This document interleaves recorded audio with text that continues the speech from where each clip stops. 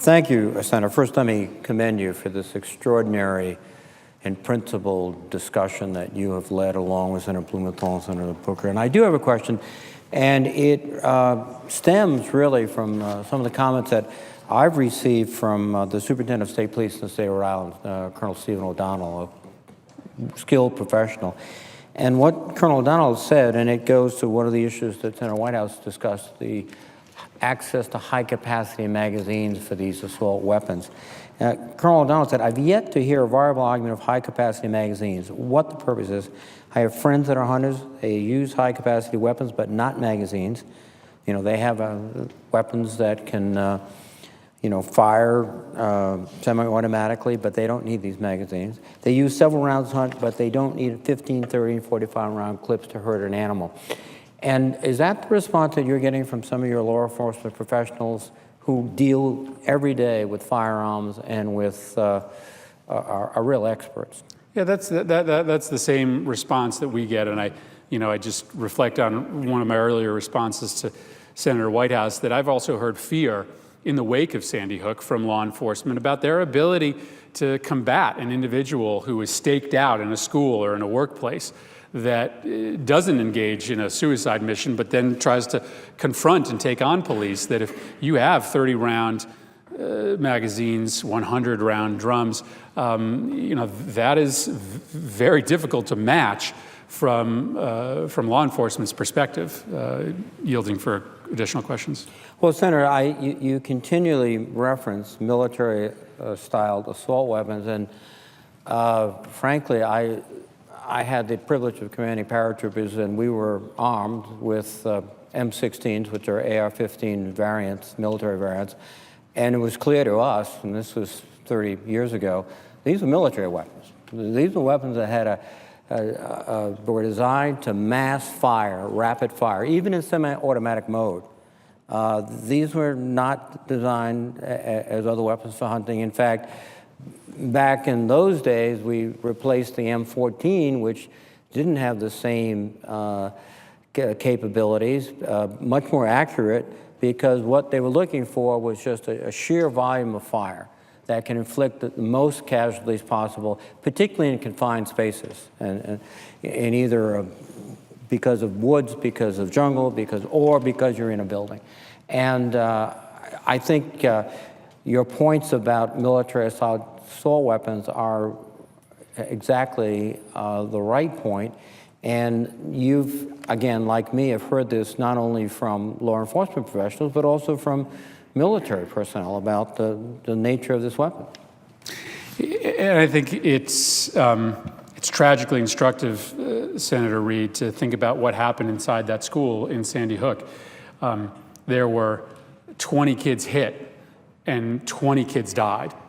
Right? These are powerful weapons with the capacity not only to discharge an enormous amount of ammunition in a short period of time, but the force of it is unprecedented in the firearms world, and there's a reason why not a single child survived.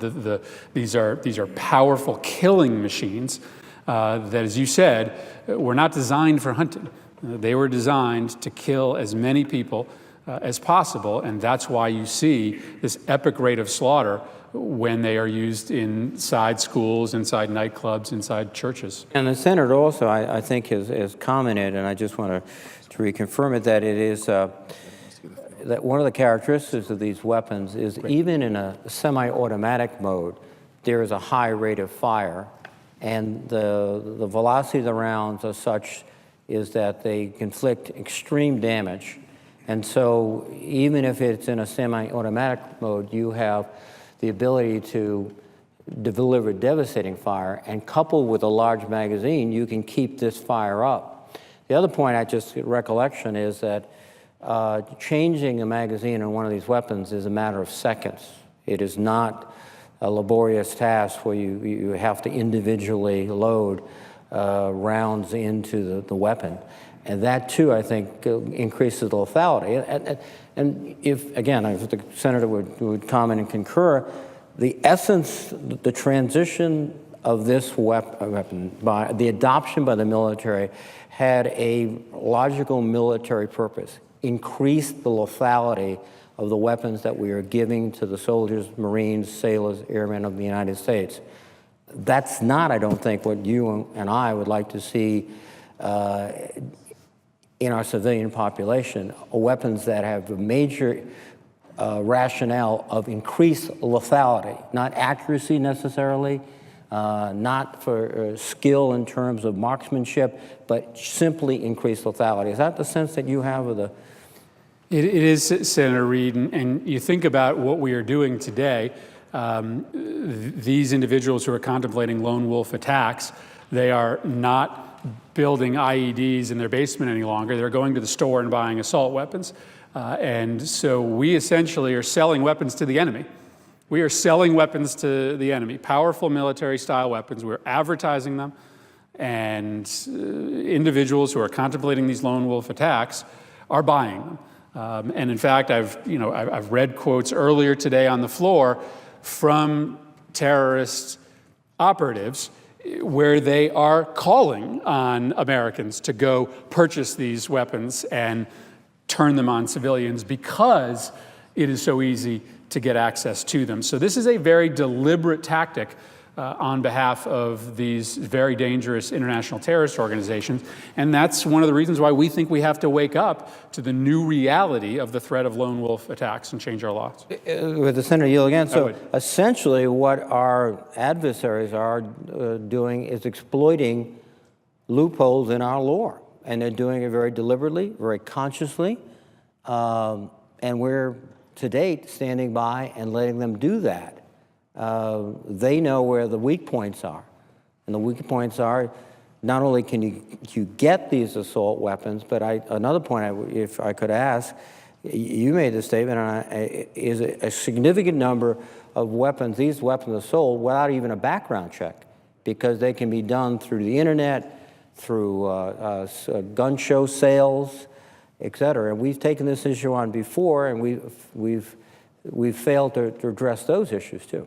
Yeah, had we had in place a ban on individuals that were on the terrorist watch list to buy a weapon, it only would have applied to bricks and mortar stores. So even if Omar Mateen was on one of those lists, and even if we had passed a law saying that prohibited him buying a weapon, he would have gone into that store, be told that he couldn't buy a weapon, and then he could have walked right back to his house and gone online and bought one there, or waited for the next weekend's gun show, of which there are many in Florida, and bought one there. We don't know how it would have played out, but without a pending and expansion of background checks to people on the no-fly list being prohibited to buy guns, it's a half measure. And of course, again, I reiterate, these are the two things we're asking for. To have consensus on these two issues, because they're the right thing to do, as we're discussing, but they also have the support of the American public. Well, the final question, Senator, is that it would seem to me that this would essentially deny our fiercest adversaries, those Islamic jihadists who are using the internet to radicalize people, but not only to radicalize them, but without directly controlling their conduct, suggesting to them the ways they can get assault weapons legally in the United States. They can arm themselves. And if we take steps, as you would suggest, we can deny our fiercest adversaries of the moment, not only we hope that their proxies here, but certainly the arms for these individuals they hope to recruit and to unleash on the country. It stands to reason that in the wake of this latest attack, we should wake up to the new tactics of our enemy. And this is the new tactic of our enemy, to go buy these weapons and to use them against civilians. And the genius of what we're proposing is that it keeps weapons out of the hands of would-be terrorists without affecting the Second Amendment rights of anyone else.